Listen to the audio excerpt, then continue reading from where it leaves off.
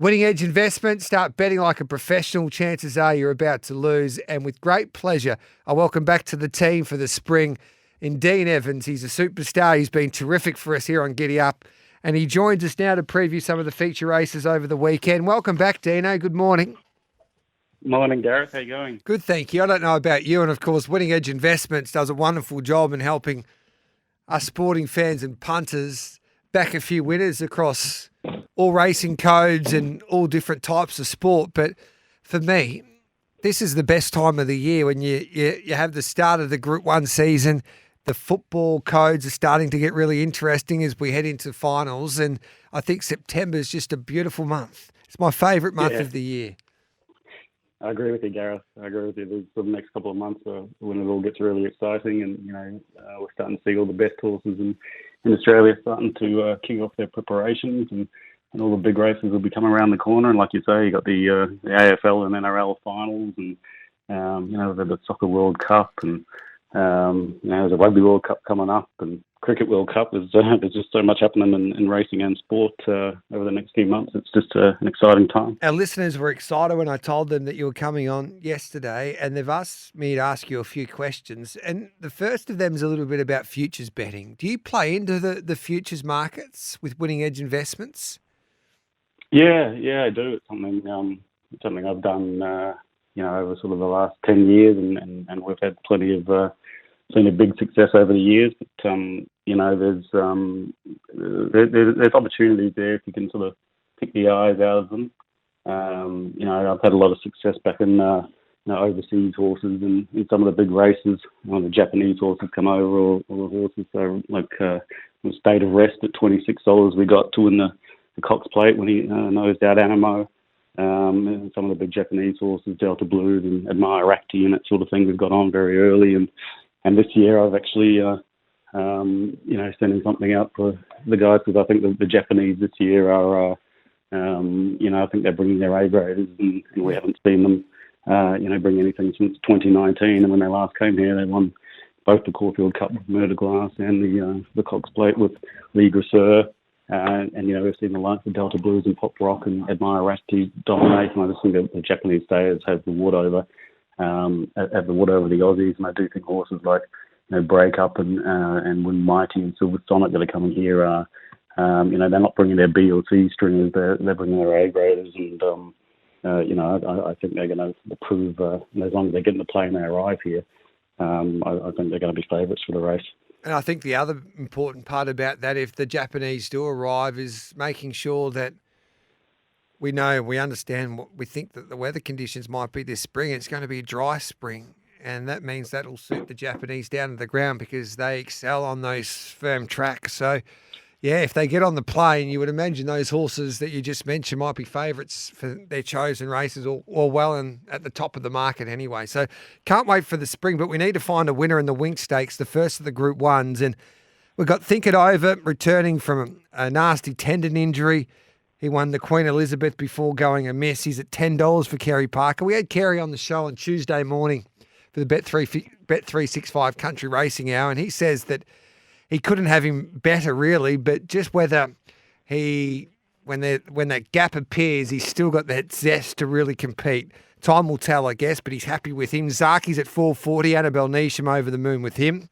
Mwanga at 13. I think she would have nearly tipped Mwanga Annabelle if he drew a gate, but he still could map okay if Clipperton can get him out of the gates and get him into a nice spot, maybe 3 wide with some cover. Then we go down to Golden Mile. I don't know about you, Dino, but the boys thought he was overs there yesterday on the weekend preview, and he's at $13 and $3.90, and James Cummings is bullish about his chances.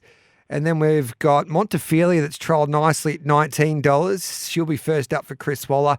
Fangirl's been a drifter with Bet365, now up to $5.50. And then the JJ Atkins winner for Kiramar and David Eustace, the 3-year-old King Colorado, is at $11. How do you assess this year's Winx Stakes? Yeah, no, interesting field, capacity field. We've got the full 16 will be running here with a couple of emergencies, and 14 of the runners are Group 1 winners. So it's it's an elite race here. All the past 8 winners of this race they've been first up of generally between 126 to 161 day spell. And we've seen sort of horses like Royal Descent and Very Elegant, Moanga, Animo, all sort of class Group 1 horses win this in recent years, and they're all sort of mile and middle distance types of horses. So that's generally the profile that we're looking for. There's a readable map here. I think Lindemann will push forward from the wide gate. Zaki and Communist could be handy, and King Colorado, Major, Beal, Moanga, Arapaho Scratch, sorry, Moanga, they'll probably be the ones that'll be sort of forward of midfield. I think there's a bit of value in this race. I think Zaki's, he's a 9-year-old now. He's coming up a couple of below par runs in Queensland. I'm a bit surprised that he's sort of come up favourite. Not that he can't win, but he just seems really short. And Fangirl is obviously a high-quality mare. She's run sort of 4 Group 1 seconds, and behind the likes of Animo and I Wish I Win. So she's only been racing the best. But she needs it bone dry, and at the moment the track's still heavy. I'm sure it'll get into the soft range and hopefully to a soft 5 on race day. But it has seemed to have taken a while to dry for some reason because it hasn't been that wet. So I think there's some value around here. I'm actually really keen on a horse called Lindemann. Just looking at the way that he's been trialling and galloping, he sat outside of Princess Grace, who's a sprinter, and just strode past her on the Canterbury 900-metre trial in August 1. He ran second in the Randwick Guineas, won the Roseville Guineas last prep. He just looks to have really come back bigger and stronger. And when I'm looking for the winner of these sorts of races, you're trying to find those horses that have improved, and also those ones that are sort of just more forward than the rest. When you've got horses still, targeting the cups in these other races, I just have a sense that Lindemann's really forward. It's, Chris Waller's going for his 150th Group 1 win. Hugh Bowman going for his 100th Group 1 win. It's owned by the same owners as Winx. We're talking about the Winx Stakes. And the fact that Hugh Bowman's come over from Hong Kong gives me the sense that this horse is ready to go. And so I'm quite keen on Lindemann. I think the wide gate might actually be a positive. What round it can be like when it gets a bit wet. And, by the end of the day, you often actually don't want to be near the fence. So I quite like Lindemann. King Colorado, a bit biased. I'm actually a part owner of the colt. And, he obviously had a pretty amazing autumn winning the JJ Atkins for us at just his third start. He's only got the 50.5 featherweight, but his target's the Caulfield Guineas, so he's certainly nowhere near wound up. But when you've got that 50.5 kg, 8 to 9 kg weight pull on most of these runners, and that makes a big difference. And also you mentioned Moanga. I think his trials. Probably in the last 3 years of his career, he's always really trialled sluggishly right out the back.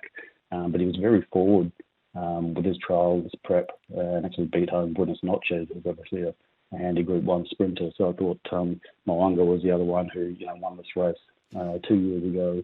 I was a bit unlucky in it last year, and I think he's probably the other one at double figure odds that can give this race a shake. It's an interesting one. I asked Annabelle the question yesterday with Moanga, Dino. It's sort of like, I love the horse, and I thought he's been a little bit stiff in some of the big Group 1s. I know he took out that Winx Stakes, and sometimes he's his worst enemy, and he can be a little bit of a tease when you think, I've got to back you next start, when Nash gets stuck into him late and he flies the last 50.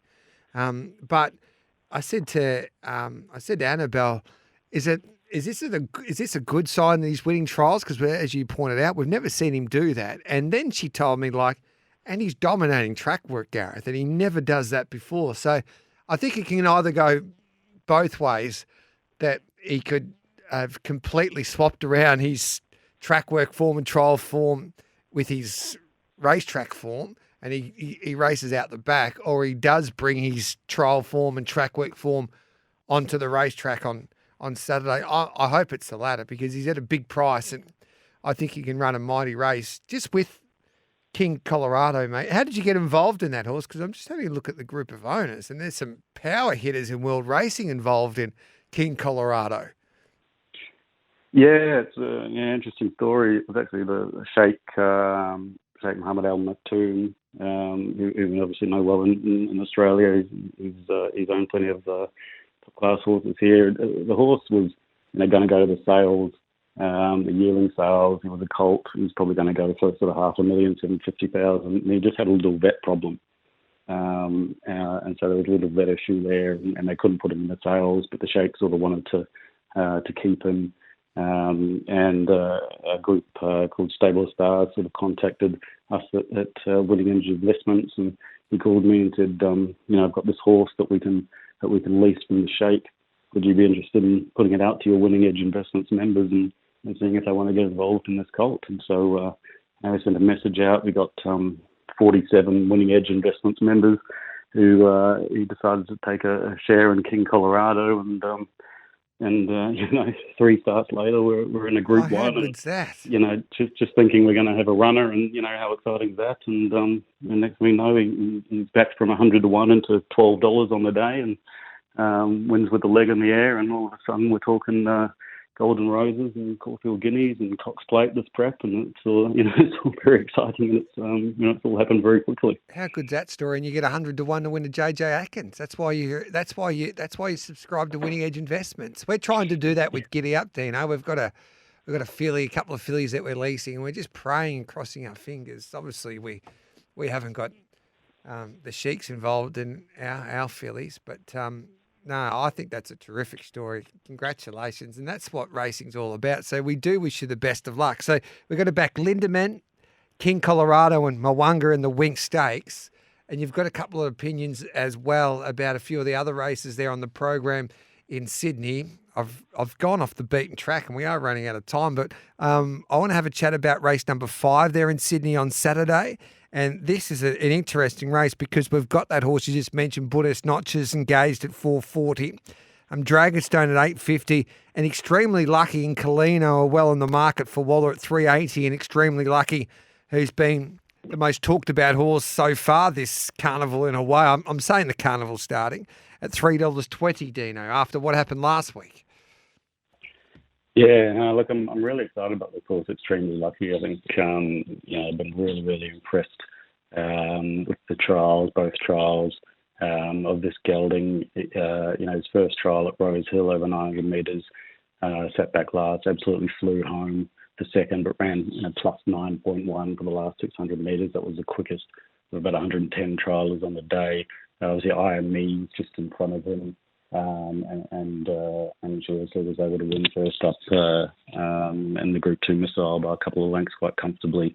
This horse, just the closing sectionals that he's run, when he was in Adelaide for Will Clark and ran sort of plus 14.4 for the last 600 metres, just his second start, ran plus 12.1 at Morpheville one day, won the Lightning, and then was, beaten third by Bella Nipotina, who's a Group 1 horse, only beaten the length. So I think this is a really good horse. Obviously, going from Will Clark into Chris Waller, and if he can get this horse peaking, I think Extremely Lucky is the kind of horse that could even end up running in an Everest. I think the sectionals that he's putting in both his race starts and his trials, his prep, are just absolutely elite type numbers for elite sprinters. Obviously, first run for 330 days, and I really expected this horse probably to resume over 1,000 or 1,100 first up. But you got to respect Chris Waller if he decided to run this horse over 1,200 first up. He must think it's ready because there's plenty of other options. And I think Extremely Lucky is a really exciting horse and one I'm really going to want to be following throughout the carnival. And we talked about futures bets and sort of a sneaky 50 to 1 the Everest. There's a lot of bookies you can bet with that, if the horse doesn't actually get a run the Everest, you get refunded anyway. And I think that 50 to 1 could be a sneaky, free hit for Extremely Lucky because if he gets in the race, he runs some big numbers. Yeah, that's an interesting opinion because Shane Curlio said that he could be the best horse in the country, a little bit left field, who joins us on a Wednesday. And so, yeah, there's a couple of big fans and great judges like yourself giving him a wonderful push this spring. So it'll be fascinating to see how he goes there on Saturday afternoon. What about this mares race? You got Paracel 360, Queen of the Ball that trialled the house down at 480. And then you got the top of that market with Sue Gotcha that's got to carry weight at $4. And then North Star Lass at $8.50, Cinderella Days at $8. An opinion on that race for the mares? Yeah, look, I just think Paracel is a horse that I really like. We followed him last prep for the trial by service, won at Hawkesbury trial and ran plus 5.7. And then, she's won for us 3 races in a row, one at Kensington, then won, on a Saturday at Rose Hill, and then won a Group 3 Typhoon Tracy at around $5. And then the PJ Bell drifted from $5 out to about $10 and still ran second on a wet track. But I think it's not ideal for her. But her trials again at Hawkesbury, she won by 2 lengths on 17th of July, ran plus 2.4 the last 400, plus 5.6. It was third quickest of 89 on the day, and won a Warwick Farm trial after that. I just think she's a mare that's a winner. I think Zugotcha is probably going to get back. And I'd say has sort of bigger targets a bit later in the prep. And I think Parasol is a much better mare than Queen of the Ball, is quite similar to her in the market. So I just think Parasol is a winner, and is a mare that you're going to want to follow through this entire prep. And I think she can get to Group 1 level. Who wins the Quisette at Caulfield, which is always an interesting race for the 3-year-old fillies? Yeah, just another filly that trialled really well. Charmstone won at Crandon 800-metre. Trial by 2 lengths, under no pressure. She beat Black Type horses, ranked plus 8.5, which is the second quickest of 25 trials in the day. I think she's an impressive filly from McPrice, and she's just come back really well. And I think she's the one to beat. I think the only danger really is Skirt the Laws, obviously the Magic Million 2-year-old winner. Tony Gons been talking her up. She trialled okay at Doomben. I think she'd be the saver, but I think Charmstone looks to have come back really, really well. And I think she's my bet of the day at Caulfield. And what about with your members? How do you play a race like the PB Lawrence Stakes and a horse like Mr. Brightside?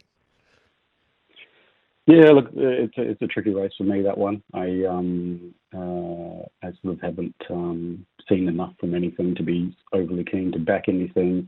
Mr. Brightside's first up, the horse just keeps improving, but this isn't anywhere near his grand final. We've got some big races to come a lot later in the prep. So for me, I'm never wanting to take sort of even money about a horse that's not running in a race that, is particularly is a real target. So for me, it's a sort of leave alone race. The benefit we have as punters, Gareth, is we don't have to bet in every race. The bookies do, but we can keep our powder dry. And for me, I haven't seen anything stand out that I want to back in a race. And with the Sprite side there, I don't really want to be backing or laying him. I just want to sort of watch that race and get excited about what all the horses do for their future runs.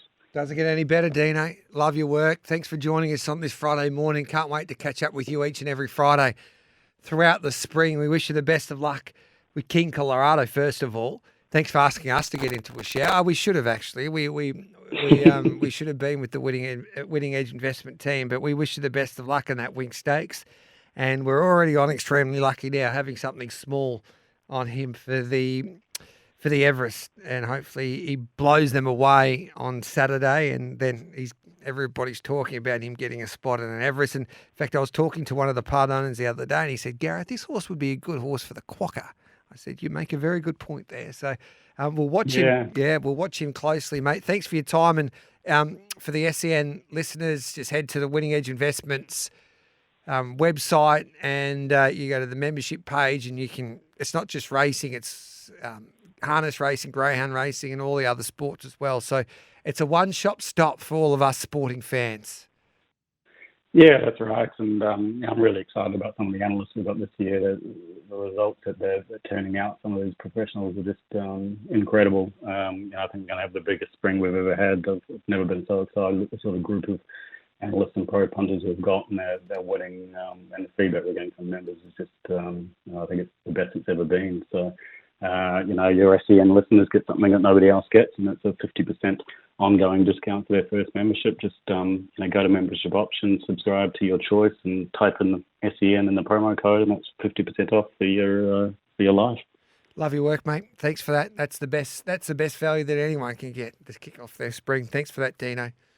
Cheers, Gareth. Good to chat to you. At Winning Edge Investments, our team of highly skilled expert analysts and full-time professional punters review the data, crunch the figures, assess the best betting opportunities, and deliver them to your phone via our app and your email inbox in real time so you profit. Go to www.winningedgeinvestments.com. Look at our membership options Make your choice and enter the promo code PODCAST to receive a special 25% discount on your first membership just for listening. That's PODCAST in capital letters for a 25% ongoing discount on your first membership.